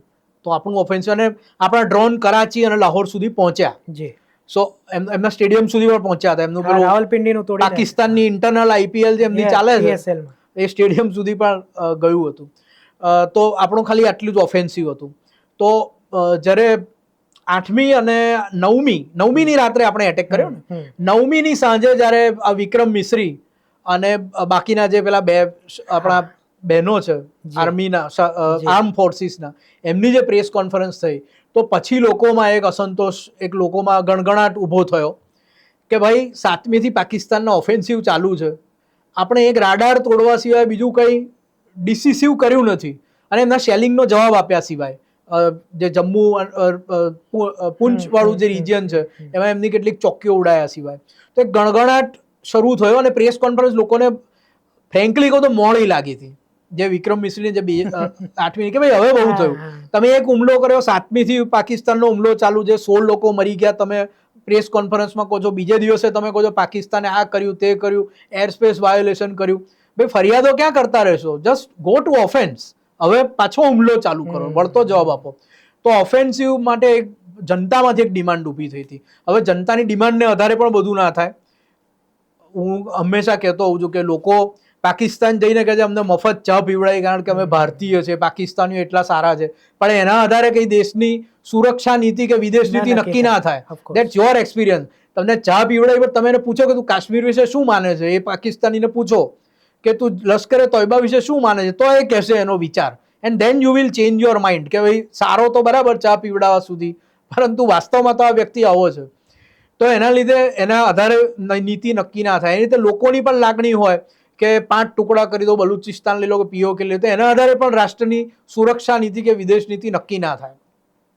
તો લોકોના સેન્ટિમેન્ટ્સની સાથે સાથે સરકારને પણ એક જેન્યુઅનલી લાગ્યું કે હવે ઓફેન્સ લઈ જવો પડશે, અને પછી 9મીની રાત્રે આપણે ઓફેન્સ લઈ ગયા. એટલે ટીલ ધેટ જે વિશ્વને આપણે કહ્યું હતું કે અમે આ એસ્કેલેશનમાં અમે નથી માનતા, તો વી શોવડ ઇટ કે અમે નથી કરતા. આટલું બધું સામેથી એટેકના પ્રયત્નો થાય છે, પ્રોવોકેશન થાય છે, but we are not going at it.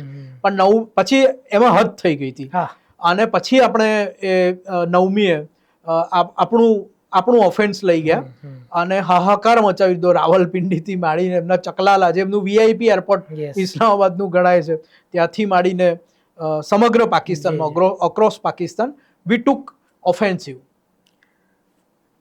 તો આ રવિવારે અચાનક બંધ થવાની જાહેરાત કેમ થઈ?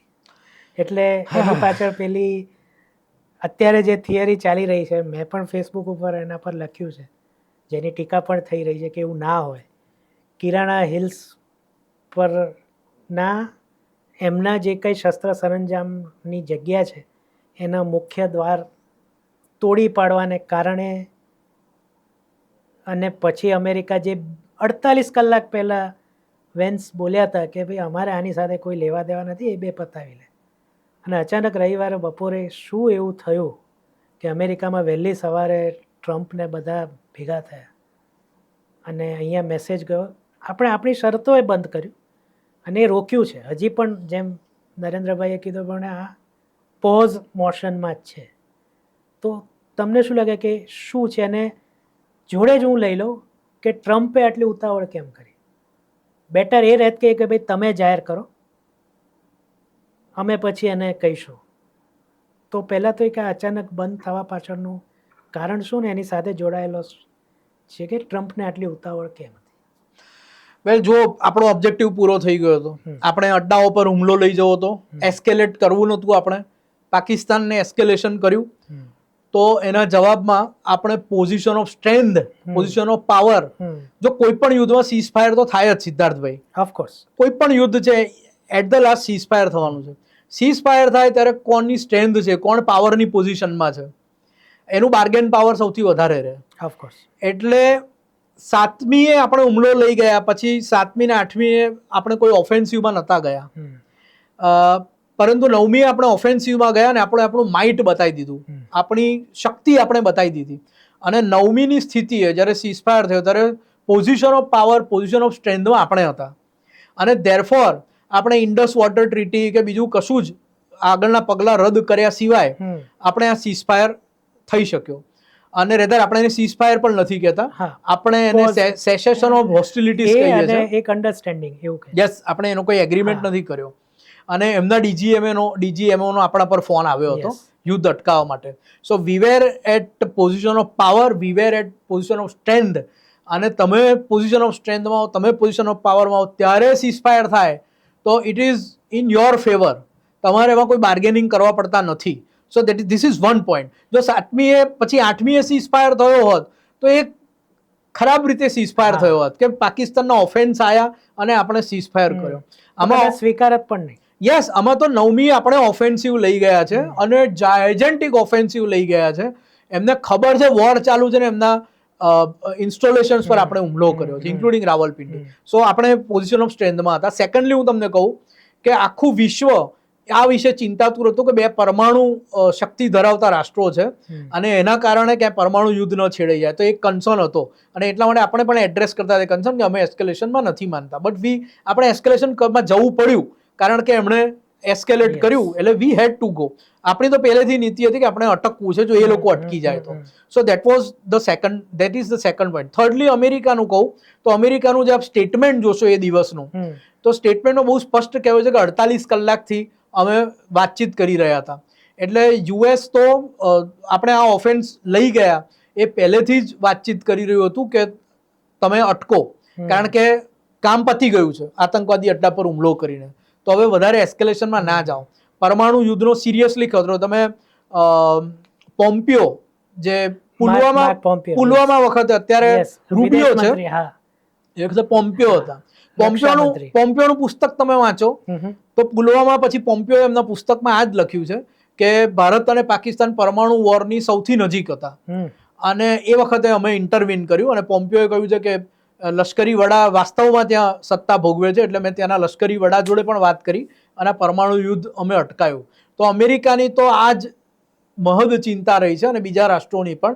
ઇવન તમને કહું અમેરિકા તો બરાબર, પણ જ્યાં સોકોલ્ડ સીઝફાયર થયું એ દિવસે G7 કન્ટ્રીઝે પણ આપણને આ નિવેદન આપ્યું હતું એમણે, અને આપણને કન્વે કર્યું હતું કે તમે સીઝફાયર કરો, પરમાણુ યુદ્ધ થવાનો ખતરો રહે છે. અને જે આપણે કહ્યું કે પરમાણુ પર આપણે હુમલો એમના કિરાણા હિલ્સ પર આપે, તો એનો વિડીયો મેં પણ જોયો છે સોકોલ્ડ સોશિયલ મીડિયા પર જે ફરે છે, અને એની તમામ ચર્ચાઓ પણ મેં જોઈ છે. કહેવાય છે કે જે ભૂકંપના આંચકા એ પણ સંબંધિત છે. કહેવાય છે કે રેડિયેશન લીક પણ થયું છે. કહેવાય છે કે ટનલ બંધ કરી દેવી પડશે કિરાણા હિલ્સની અંદર. એટલે એક વિદ્વાનનું એવું કહેવું છે કે જો લીક છે તો હવે 1000 વર્ષ સુધી એ જગ્યા નકામી માનવજાત માટે. એટલે જેટલું અંદર પડ્યું રહ્યું હશે એ હવે પાકિસ્તાન માટે કચરો જ છે. યસ. તો આ વિવિધ ચીજો આપણે વાંચીએ છીએ, સાંભળીએ છીએ, પરંતુ કોઈ ક્રેડિબલ સોર્સિસથી આપણી પાસે માહિતી નથી આવી. પરંતુ જો આપણે કેરાના હિલ્સ પર જો આપણે હુમલો કર્યો હોય, જેવું કે એક વાયરલ વિડીયોમાં બતાવે છે, અને વિડીયોના કંઈ પહેલા ફૂટપ્રિન્ટ મળતા નથી ઓનલાઈન, એટલે આ તારીખોનો જે વિડીયો છે, એટલે એ કહે છે 1 ફૂટ્યો 2 ફૂટ્યો પેલો કેમેરામાં ફરે છે. યસ. તો આ પણ એક ચિંતાનું કારણ વિશ્વ માટે હોઈ શકે કે પરમાણુ યુદ્ધની એકદમ નજીક છે, અને એટલે G7 કન્ટ્રીઝ હોય કે US હોય એનું પ્રેશર એ દિવસે વધ્યું હોય કે હવે સીઝફાયર થાય. બીજું એ પણ ના હોઈ શકે કે ભાઈ હવે આ કચરો થઈ ગયો તો હવે અમે શું કરીશું, એટલે હવે ભાઈ બંધ કરો. એ પણ હોઈ શકે. પણ ઇન એની કેસ આપણે એના પક્ષમાં નતા એવું નહોતું સીઝફાયરના કે આ ઓસ્ટ્રેલિયા પૂરી. વી વેર ઓલ સેઇંગ કે અમારે એસ્કેલેટ કરવું જ નહોતું. પાકિસ્તાને કર્યું, અમે એટલે અમારો હેતુ પૂરો થઈ જાય એટલે અમે નવરા. અમારો પૂરો થઈ ગયો છે. હવે આ બધી પાકિસ્તાન આ બંધ કરે તો અમારે અમારે બંધ કરવા વાંધો નથી. અને પ્રોવાઇડેડ કે આ ડીજીએમઓ તરફથી, એમના ડીજીએમઓ તરફથી આ વાત આવે. સેકન્ડલી કે અમેરિકાએ એના નિવેદનમાં, જે રૂબિયોનું નિવેદન છે એમની ઓફિશિયલ સાઇટ પર, એમાં કહ્યું છે કે ભારત અને પાકિસ્તાન એક ન્યુટ્રલ જગ્યા પર વાતચીત કરશે. એમાં પણ ભારતે ના પાડી કે બ્રોડ મુદ્દાઓ પર વાતચીત કરશે. વાતચીત કરવાનું ન્યુટ્રલ પ્લેસ પર કે બીજે ક્યાંય એવી કોઈ વાત જ નથી. 2 ડીજીએમઓ 12 વાગે વાત કરી લેશે. તમે વિચાર કરો કે એવું જાણવા મળ્યું છે કે આસિમ મુનીર અને બધા અમેરિકા, તુર્કી, પછી UAE, સાઉદી અરેબિયા, કતર ત્યાં વાત કરી. આપણે શું કર્યું, વાત સીધી ડીજીએમઓના લેવલે લાવી. Exactly. Not even foreign secretary. Exactly. આપણે, અને એ આ સરકારનો જ નિર્ણય હતો કે ડીજીએમઓ લેવલે વાતચીત કરી લે એ લોકો. અને આ જે બધા દેશો આપે કહ્યું, સાઉદી અરેબિયા, કતર, આ બધા પણ કન્સર્ન હતા અબાઉટ ધીસ પરમાણુ યુદ્ધ. આ જે રવિવારે જે લોકો ઉકળી ઉઠ્યા હતા 3:30-4 વાગે, એમણે એ પણ ધ્યાન રાખવું જોઈએ કે લોકો કહે કે આમ તો બધાને નરેન્દ્રભાઈ ભેટીને વાત, એ પણ એક કારણ છે કે એમનું રિસ્પેક્ટ પણ જળવાવું જોઈએ. અને દેટ શોઝ કે આપણે મેચ્યોર લોકશાહી છીએ. Yes, exact. જો આપણો ગોલ પૂરો થઈ ગયો હતો અને આપણે પોઝિશન ઓફ સ્ટ્રેન્થમાં હતા જ્યારે આ સીઝફાયર, સોકોલ્ડ સીઝફાયર થયો, અને એમના ડીજીએમઓનો આપણા પર ફોન આવ્યો. અને બીજું કે આપણે કોઈ શરતો સાથે આ નથી કર્યું. આપણે તો મેં કીધું ને કે અમેરિકાએ જાહેર કર્યું, પણ આપણે થર્ડ પાર્ટી, થર્ડ કન્ટ્રીમાં મળવાની પેશકશને પણ રદિયો આપ્યો છે. સો આપણે પોઝિશન ઓફ સ્ટ્રેન્થ સાથે આમાંથી બહાર નીકળ્યા છે. તો આઈ થિંક એક ઓનરેબલ પોઝિશન સાથે, અને સીઝફાયર ગમે ત્યારે થવાનો જ હતો. અને પ્રશ્ન એ છે કે આને કેટલું લાંબુ ખેંચવું. લોકોમાં એવી લાગણી હતી કે હવે પાકિસ્તાનની આટલી ધોલપટ્ટી કરી, 2-5 દિવસ વધુ, હજી વધારે કરો, હજી 2-5 દિવસ હજી વધારે કરો. પણ આપણું પહેલેથી આ સ્ટેન્ડ હતું. ફરીને કહું છું કે આટલા બધા બારે જો પૂરા થઈ ગયા હોય એરબેઝ, તો પછી શું વિકલ્પમાં રહેતો હતો પાકિસ્તાનની પ્રજા, એમના સરકારી સંસ્થાનો, જે આપણે કરવું જ નહોતું ક્યારે. એક્ઝેક્ટલી. એટલે કોઈ ટાર્ગેટ પણ એવા નહોતા આપણી પાસે. અને ઉરી, પુલવામા અને આ પહેલગામ પછીના આપણે જે હુમલા લઈ ગયા એ પછી ભારત એક નવા આત્મવિશ્વાસમાં છે, જે ન્યૂ નોર્મલની નરેન્દ્રભાઈએ વાત કરી. નેક્સ્ટ જ છે કે હવે એ જોડી જ લઈએ તો એ શું છે? જો ન્યૂ નોર્મલ એ છે કે 26/11 પર તમે હુમલો કરો, પાર્લામેન્ટ પર હુમલો કરો ને ભારત કંઈ કરે જ નહીં, એ હવે નથી. દિવસો ગયા. એ દિવસો ગયા. તમે જુઓ કે 2019માં આપણે મોસ્ટ ફેવર્ડ નેશન પાકિસ્તાનને જે આપણે સ્ટેટસ આપેલું એ પાછું ખેંચ્યું. ઉરી અને પુલવામા વખતે આપણે ઇન્ડસ વોટર ટ્રીટીને રિવ્યૂમાં નાખી કે હવે અમે એનો રિવ્યૂ કરીશું, અને આ વખતે તો એ ટ્રીટીને અબેન્સમાં જ મૂકી દીધી. બરાબર. એ સાથે આપણે એ વખતે વેપાર પર 200% ડ્યુટી લગાવી હતી પાકિસ્તાનથી જે આવતું હોય. આ વખતે તો આપણે વેપાર જ ટોટલ ઇવન થર્ડ કન્ટ્રીમાંથી થતો એ પણ બંધ કરાવી દીધો. OTT પ્લેટફોર્મમાંથી કન્ટેન્ટ કઢાઈ નાખવું, એમના સ્ટાર્સ અહીં આવીને એમની નાઇટ કરે. અહીંયા લગ્નોમાં ઘણા લોકો પાકિસ્તાનીઓને બોલાવતા હતા, આ બધા સૂફી, સોકોલ્ડ સૂફી ગીત સંગીત ગાયકોને બોલાવતા હતા. એ બધું હવે બંધ કરી દીધું. તો ઉરી, પુલવામા અને હવે આ જે આપણું ક્રોસ બોર્ડર એક બસ જતી હતી જમ્મુ કાશ્મીરમાંથી, ગુડ્સ જતા હતા, ટ્રાન્સપોર્ટ, એ બધું બંધ કરાવી દીધું. તો ધીસ ઇઝ ન્યૂ ઇન્ડિયા કે જે આ બધું પણ કરે છે. અને એની સાથે સાથે પાકિસ્તાન આવું કોઈ અવળચંડાઈ કરે તો ત્યાં જઈને હુમલો પણ કરે છે. હવે જ્યારે આપણે હુમલો કરીએ ત્યારે આપણી પ્રજાએ પણ આ ધ્યાન રાખવાની જરૂર છે કે એક બાળક સાથે પણ તમે જો લડાઈમાં ઉતરો, એક મોટો મસલવાળો મેન હોય તો પણ એ બાળક નખોરિયા તો ખણી જ જવાનો છે. એટલીસ્ટ એટલું તો એ કરશે કે બચકું તો ભરી જવાનો છે, પછી ભલે બીજું કંઈ ના કરી શકે. તો ક્યાંક જેમ ઇઝરાયલની પ્રજા છે, ઇઝરાયલ ખૂબ તાકાતવર છે, પરંતુ સામે પેલેસ્ટાઇન સામે લડતી વખતે ઇઝરાયલની પ્રજાએ પણ બંકરમાં છુપાવવું પડે છે. સાયરનો વાગે તો કામ બંધ કરવું પડે છે, અને ક્યાંક મિસાઇલ ત્યાં પણ પડે છે, અથવા એકાદ ડ્રોન પડે છે. તો એવી રીતે ભારતની પ્રજાએ પણ આ ન્યૂ નોર્મલ માટે તૈયાર રહેવું પડશે કે જ્યારે આપણે કોઈ પણ આતંકવાદી હુમલા સામે એમના અડ્ડાઓનો જઈને નાશ કરતા હોય તો એની પણ જવાબી કાર્યવાહી થશે.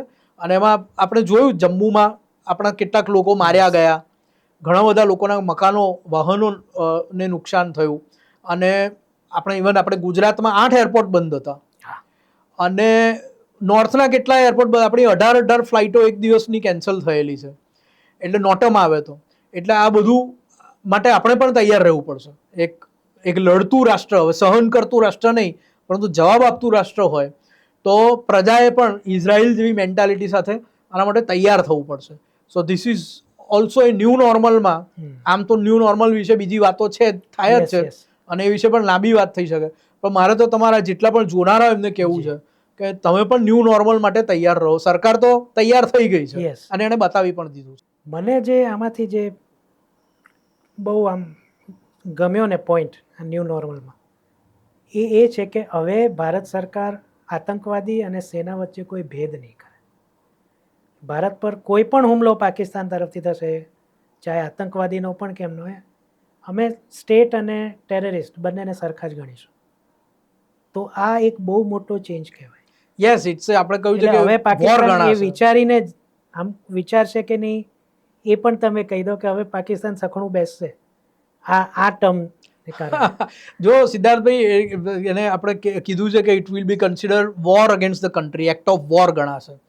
પણ આ ઉદય છે, આ જે આપણી પડોશમાં છે, અને ઉદય સાફ કરતા હોઈએ મેન્યુઅલી ત્યારે કહેવામાં આવે છે કે એનો એક પણ કીડો જો રહી જાય તો ફરી પાછો તો પાછી ઉદય થશે. એટલે પેસ્ટ કંટ્રોલ તો હવે પદ્ધતિ આવી, પણ સામાન્ય ટ્રેડિશનલ રીતે ઉદય દૂર કરવામાં આ કહેવામાં આવતું હતું એક કીડો પણ રહી ના જવો જોઈએ. તમે જે કહ્યું કે હવે પાકિસ્તાન આ કરશે કે નહીં આ પરાક્રમ, જો એટલે આ કીધા પછી ખાસ આ કીધા અમારા માટે હવે તમે બંને એક જ છો. જો આપણે ડેટરન્સ બતાવ્યું છે, અને એ ડેટરન્સ બતાવવું ખૂબ જરૂરી હતું. આપણું બળ, પેલી કહે છે ને, ભય વગર પ્રીતિ ન થાય. એટલે તમારી તાકાત હોય તો જ લોકો તમારું રિસ્પેક્ટ રાખવાના છે. તો આપણી તાકાત આપણે બતાવી દીધી છે. પરંતુ at the same time I would say કે, અને હું હંમેશા કહેતો હોઉં છું કે કોઈ પણ શાંતિનો પીરિયડ, શાંતિનો ગાળો, એ 2 યુદ્ધ વચ્ચેની શાંતિનો ગાળો હોય છે. એટલે હંમેશા તમે આજે પણ માનતા હો કે ભારતમાં આટલા વર્ષોથી શાંતિ છે, તો એ બે યુદ્ધ વચ્ચેની જ શાંતિ છે. યુદ્ધ ઇઝ ઇનેવિટેબલ આગળ, કારણ કે આપણે રામાયણ જુઓ કે મહાભારત જુઓ, આ અહિંસાના રવાડે વચ્ચે આપણે ચડી ગયા અને દેટ ઇઝ અનફોર્ચ્યુનેટ. અહિંસા as a concept I believe, હા પરંતુ એને જે રાજ્યાશ્રય મળ્યો ને એને આપણે સ્ટેટ પોલિસી બનાવી દીધી જે રીતે, એના લીધે આપણે ખૂબ એટલે સહન કર્યું. પાકિસ્તાનની સ્ટેટ પોલિસી આતંકવાદની છે, આપણે એનાથી સાવ વિરુદ્ધ સ્ટેન્ડ લીધો. એ જ આપણે જે એ અહિંસાના રવાડે જે ચડી ગયા અને એઝ એ કોન્સેપ્ટ કે, અને આપણી નબળાઈને આપણે અહિંસાનું નામ આપી દેતા હોય એવું લાગ્યું. તો આઈ ઓલવેઝ બિલીવ કે બે યુદ્ધ વચ્ચેની શાંતિ હોય છે. તમે ખાલી એ શાંતિનો ગાળો સ્ટ્રેચ કરી શકો છો, થોડો લંબાઈ શકો છો. અને કાશ્મીરમાં પાછલા વર્ષોમાં આપણા આટલા બધા ટુરિસ્ટ ગયા અને એક પોઝિટિવ વાતાવરણ થયું. અને ઇનફેક્ટ તમે જો લાલ ચોકમાં હવે ત્રિરંગો યસ 12 મહિના ત્રિરંગો છે, અને ત્યાં જઈને કોઈ હનુમાન ચાલીસા પઢી શકે છે, કોઈ અખંડ ધૂન, કોઈ હવન પણ કર્યો રેધર, અને આપણા મીડિયાવાળા પણ ત્યાં ગભરાયા વગર હવે જઈ શકે છે લાલ ચોકમાં. અને ગઈકાલનું ડેવલપમેન્ટ કહું તો જેમ મેનહટનમાં બિગ સ્ક્રીન હોય છે, એમ લાલ ચોકમાં ગઈકાલે બિગ સ્ક્રીન લાગ્યો છે. યસ, અને બિગ સ્ક્રીનમાં નરેન્દ્રભાઈના મેસેજીસ પણ આવે છે. હા તો આ બધું જ જે થાય છે, તો આપણે કારણ કે આપણે શાંતિનો ગાળો લંબાઈ શક્યા છીએ, યસ રાઈટ. તો વી કેન ઓલવેઝ શાંતિનો ગાળો આપણે લંબાઈ શકીએ, that much we can do. Otherwise આ છીનાળા, આ ઉધઈ જે બાજુમાં છે, અને આ મદ્રેસાઓની ટ્રેનિંગ, યતીમ છોકરાઓને લઈ આવે અને પછી નાનપણથી એમનું બ્રેન વોશ કરે.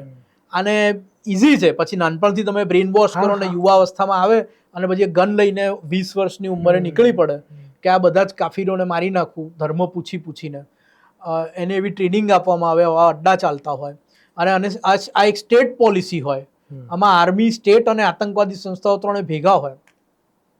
તો આ બધું તો મને લાગે છે થતું જ રહેવાનું છે, પરંતુ આપણે એનો ગાળો લાંબો કરી શકીએ અને ડરના કારણે એના પર ખાસો અંકુશ આપણે લાવી શકીએ. સો આ લડાઈ લડતા રહેવાનું છે, દેટ ઇઝ ડેફાઇનાઇટ. તમે મીડિયામાંના એક મેમ્બર છો અથવા તો મીડિયાનો એક ભાગ છો.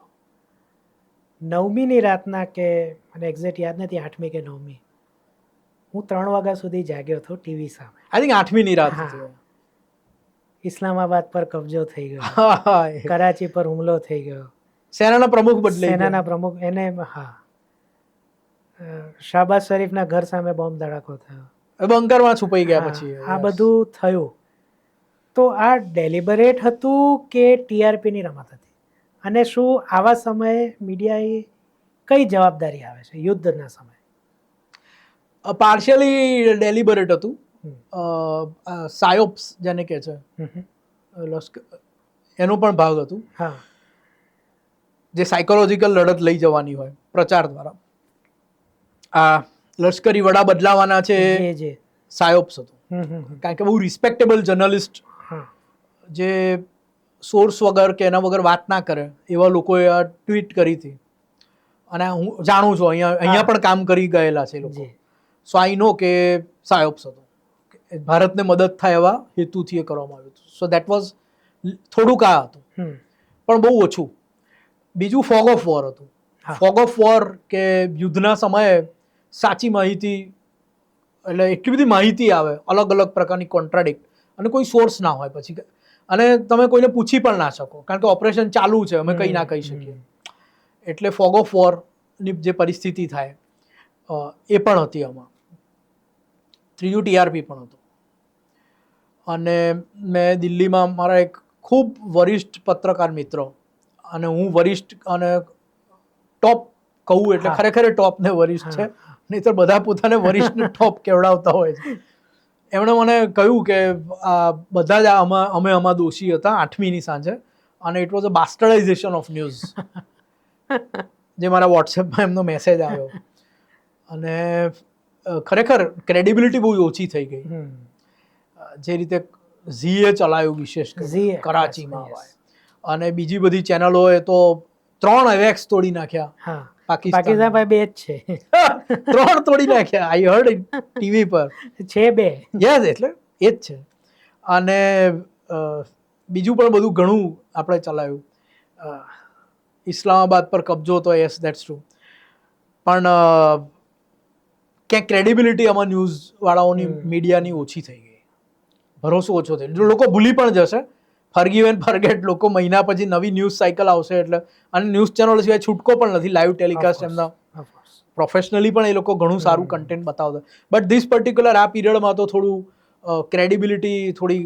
પણ તમે જુઓ સિદ્ધાર્થભાઈ, પાકિસ્તાનના તમામ TV channel, websites, Twitter handles બધું બંધ છે. બીજું કે આર્મીને સરકારે એવું સ્ટેન્ડ બનાવ્યું છે કે ઓપરેશન ચાલુ હોય ત્યારે તમને માહિતી નહીં આપીએ. એટલે આમાં સાચી માહિતી માટે સ્ટ્રગલ વાળો પીરિયડ હતો.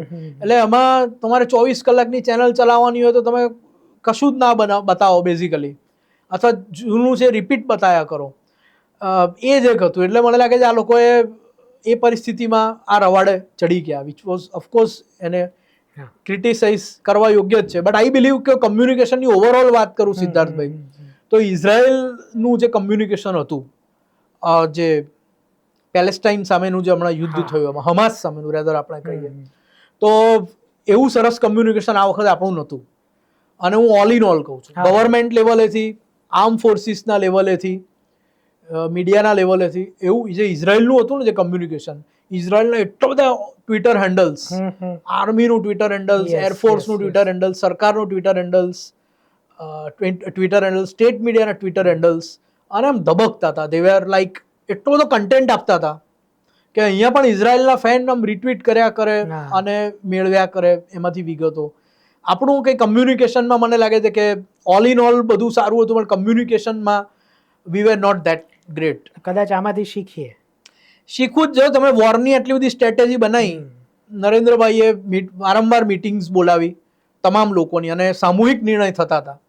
અને એ જ આપણે શ્રદ્ધા એ જ હતી કે જે કંઈ 7મી ને 8મી આપણને લાગ્યું આપણે ઓફેન્સમાં કેમ નથી જતા, બટ નરેન્દ્રભાઈ પર બધાને શ્રદ્ધા હતી કે he is best person to decide. અને ત્યાં સામૂહિક રીતે ડોવલ, રાજનાથસિંહ, જયશંકર, મેઘાવી લોકો, આપણા આર્મીના, એરફોર્સના વડા બધા ભેગા થઈને નિર્ણય લેતા હતા. They are the best informed person. એમને બધી જ ચીજોની બરાબર ખબર છે, કેટલો શસ્ત્ર સરંજામ આપણી પાસે છે, કેટલું ખેંચવાનું છે, સામેનું ઇન્ટેલિજન્સ એમની પાસે છે. નરેન્દ્રભાઈ ઇન્ટેલિજન્સના ચીફ અને રોના ચીફને પણ મળ્યા હતા, આર્મીના અને આર્મ ફોર્સિસના વેટર્ન્સને પણ મળ્યા હતા આ જ 7, 8, 9ના ગાળામાં. So he was best inform person, best લોકો એને એડવાઇસ કરતા હતા, અને he was best person to decide. Best team હતી બેઝિકલી. તો આ બધું હતું. પણ કમ્યુનિકેશનની વાત પર આવું તો હવે કમ્યુનિકેશનની કોઈ મીટિંગ બોલાવી હોય કે કમ્યુનિકેશનના પણ એક્સપર્ટ હોય, ઇઝરાયલ વોરમાં કમ્યુનિકેશન શું થયું હતું, યુક્રેન રશિયામાં શું થયું હતું, મને લાગે છે કમ્યુનિકેશનમાં. અને મારા જે એનઆરઆઈ મિત્રો છે એ પણ ફરિયાદ કરે છે કે યાર બધું બરાબર કર્યું, પણ અહીંના છાપા, અહીંનું મીડિયા, તો મેં કીધું કે હવે અમે ગણકારતા જ નથી, ધીસ ઇઝ ન્યૂ ઇન્ડિયા, એમણે BBC, CNN જે ચલાવવું એ ચલાવે. બટ દેશે યાર પણ કમ્યુનિકેશનમાં કંઈક તો એવું હોવું જોઈતું હતું કે સાવ પાકિસ્તાનનું ગપ્પા, પાકિસ્તાનના હાસ્યાસ્પદ ગપ્પા, બેંગ્લોર પોર્ટ પર હુમલો કર્યો. બેંગ્લોરમાં પોર્ટ જ નથી ભાઈ, તમે તો આદિપુર સુધી માડ પહોંચ્યા છો. એક જોક એવો આવ્યો હતો કે બેંગ્લોરમાં પોર્ટ ને, બેંગ્લોરનું એરપોર્ટ એ બેંગ્લોરમાં નથી. અરે હું લોટો બધું વિડીયો કે એમના વિઝ્યુઅલ્સ દે શોડ. યસ. કે તો આનાથી જ આપણા છેલ્લા પ્રશ્નથી આપણે પૂર્ણ કરીએ. જો પાકિસ્તાન શું કરે છે, દુષ્પ્રચાર કરે છે, મિસઇન્ફોર્મેશન ફેરવે, એક ક્રિકેટ ફેન તરીકે મારાથી વધુ કદાચ બહુ ઓછાને ખબર હશે. જેમ લશ્કરમાં એમને આદત છે ને કે હારને પણ જીત, એમ ક્રિકેટમાં પણ એ લોકો આ જ રીતના ઇન્ફોર્મેશન ફેલાવતા હોય છે કે એ તો પેલો નો બોલ નાખી દીધો એટલે, અથવા તો આ નો બોલ ના આપે, આવી બધી વાતો એ આપણે ગણકારતા નથી. પણ શું આપણને CNN, અલ જઝીરા અને BBC જેવી એક એવી ટીવી ચેનલ અથવા તો મીડિયા એક જોઈએ છે જે ભારતનું હોય, જેમ એર ઇન્ડિયા એટલે ભારતનું એરલાઇન, એમ એવી કોઈક જોઈએ જે ભારતનું આંતરરાષ્ટ્રીય કક્ષાએ ભારતની જ વાત કરે? એની અત્યારે હવે આપણને જરૂર કેટલી છે અને કેટલું ઝડપથી થવું જોઈએ, જો તમે એગ્રી થતા હો? જો સિદ્ધાર્થભાઈ, એમાં તો પ્રયત્નો ઓલરેડી ચાલુ કરી દીધા છે, પણ એમાં આપણો ગજ વાગ્યો નથી, આપણે છીકણી કોઈ હજી સૂંઘતું નથી. ખબર નહીં આપણે ક્વોલિટેટિવ રીતે નહીં કરતા હોઈએ, કે આપણું બજેટ ઓછું પડતું હશે, કે આપણો રીચ ઓછો પડતો. મને લાગે રીચ ઇઝ ધ પ્રોબ્લેમ. કારણ કે આજે પેઇડ રીચ છે. આજે પહેલાં હું અમે એકદમ નીચેની વાત કરું, પહેલાં માથાની વાત કરું. કે એક વિયોન, હા. અને વિયોન એમને એમ શરૂ નથી થઈ. વિયોનનો project what I have learnt is સરકાર પ્રેરિત છે. અને તો ઝીનું ભલે ઝીનું છે છે. ઓકે. પણ સરકાર એના સપોર્ટમાં છે. ઓકે. આઈ મીન પાછળ સરકારનો સપોર્ટ છે કે એક પ્રાઇવેટ લેવલે આવી ચેનલ શરૂ થાય. અને બીજું ડીડી ઇન્ડિયા. ડીડી ઇન્ડિયા એ અંગ્રેજી ચેનલ છે અને એનો કોન્સેપ્ટ એવો છે, એનું ફોકસ એવું છે કે વર્લ્ડને કેટર કરે. એટલે આપણું state media but for the world, not for Indian audiences. બીબીસીનું આખું મોડેલ જ જુદું છે. બીબીસી માટે તો બ્રિટનનો સામાન્ય નાગરિક ટેક્સ આપે છે. એટલે બીબીસી ચાલે છે પબ્લિકના ફંડથી ચાલે છે, ત્યાંના લોકોના પબ્લિકના ફંડથી. અને તમે બીબીસીને એ ફંડ ટેક્સ ના આપો, બીબીસી માટે ફંડિંગ ના કરો, તો તમે ટેક્સ ચોર કહેવો. એટલે basically BBC public contributed channel જેવો એનો કોન્સેપ્ટ છે. બટ આપણે ત્યાં વિયોનની પાછળ બેકિંગમાં સરકાર છે, ઓફિશિયલી નથી બટ આઈ હેવ લર્ન્ટ કે છે.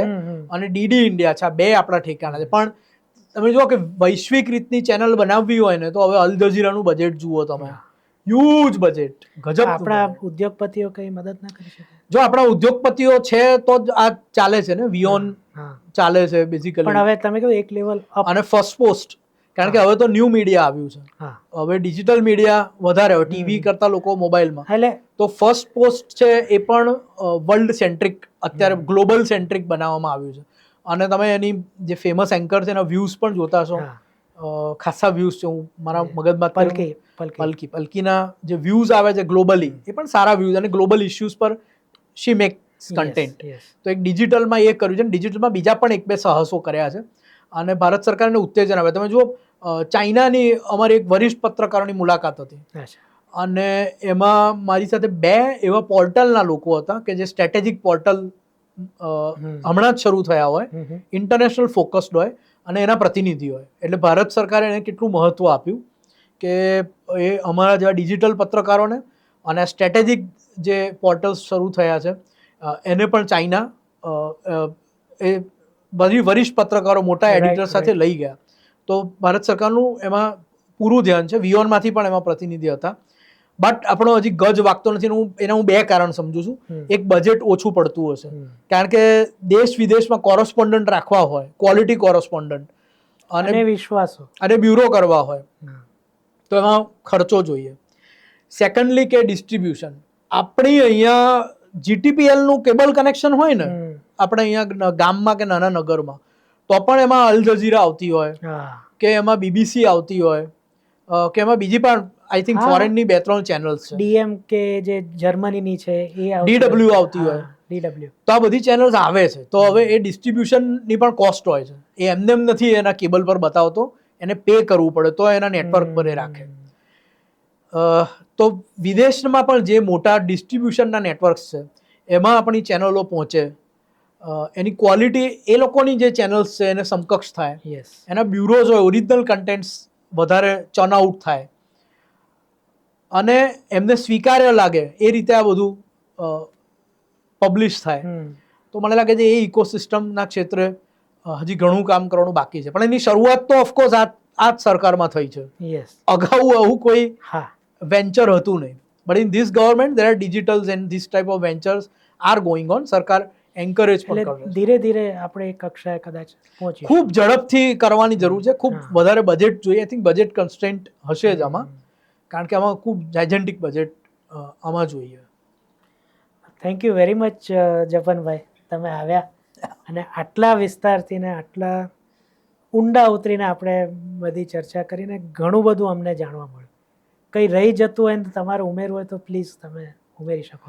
ના, બસ જો હું માનું છું કે 40-45 મિનિટથી વધારે દુનિયાનો સારામાં સારો ભાષણકાર જો ભાષણ આપે તો પણ લોકો આમથી આમ, તમે જુઓ તમને દેખાય, વિઝિબિલિટી દેખાય. 25-30 મિનિટ સારામાં સારા વક્તા માટે, 40-45 મિનિટ